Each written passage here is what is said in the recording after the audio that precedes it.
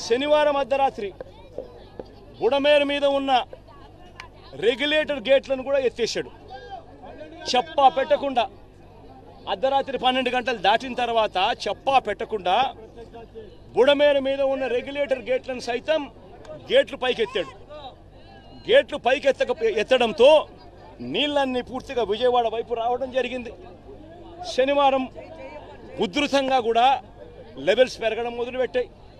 నేను అడుగుతా ఉన్నా, ఎందుకో ఆ పరిస్థితి తీసుకొచ్చినారు అని.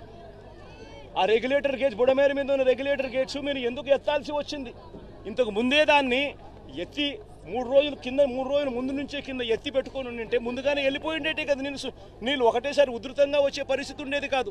లేదా దాన్ని రెగ్యులేట్ చేసి ఉండింటే కనీసం అక్కడ నుంచి డైవర్షన్ ఛానల్ నుంచి పోలవరం కెనాల్ నుంచి ప్రకాశం బ్యారేజీలోకి నీళ్లు వెళ్ళిపోయి అటు నుంచి అటు సముద్రంలోకి వెళ్ళిపోయి ఉండొచ్చు. కేవలం ఆ గేట్లు ఎత్తకపోతే చంద్రబాబు నాయుడు ఇల్లు మునిగిపోతుందని, చంద్రబాబు నాయుడు ఇల్లు కాపాడుకునే దానికోసం ఆ గేట్లు ఎత్తడం, విజయవాడ నగరాన్ని పూర్తిగా ముంచేసే కార్యక్రమం చేయడం, ఇది చంద్రబాబు నాయుడు గారు చేసింది. బుడమేరు నుంచి ఇంత తీవ్రమైన వరద అడిషనల్గా ఈ నీళ్ళకి యాడ్ అయ్యి ఈ పరిస్థితి ఇంత దారుణంగా తయారైంది. పోనీ ఇంత దారుణంగా తయారైన పరిస్థితుల్లో ఈ పెద్ద మనిషి చంద్రబాబు నాయుడు గారు ఏమైనా కాస్తో కూస్తో కనికరం చూపించాడా ప్రజల మీద? కాస్తో కూస్తో ఎంపతి చూపించాడా ప్రజల మీద?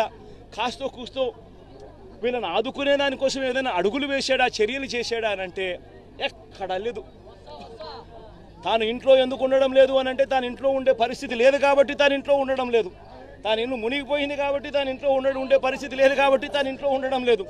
ఆ ఇంట్లో తాను ఉండకపోవడం కూడా ఏదో పెద్ద ఘనకార్యం అన్నట్టుగా ఇంట్లో నీళ్లు ఉన్నాయి కాబట్టి ఉండలేకుండా ఉండే పరిస్థితి ఉంది కదా అని చెప్పుకోలేక, అది చెబితే తనకు పబ్లిసిటీ రాదనే ఉద్దేశంతో కలెక్టర్ కార్యాలయం అంటాడు, కలెక్టర్ కార్యాలయంలో నేను ఉంటున్నానంటాడు, ప్రజల కోసమే తానేదో ఉంటున్నట్టుగా బిల్డప్ ఇవ్వడం.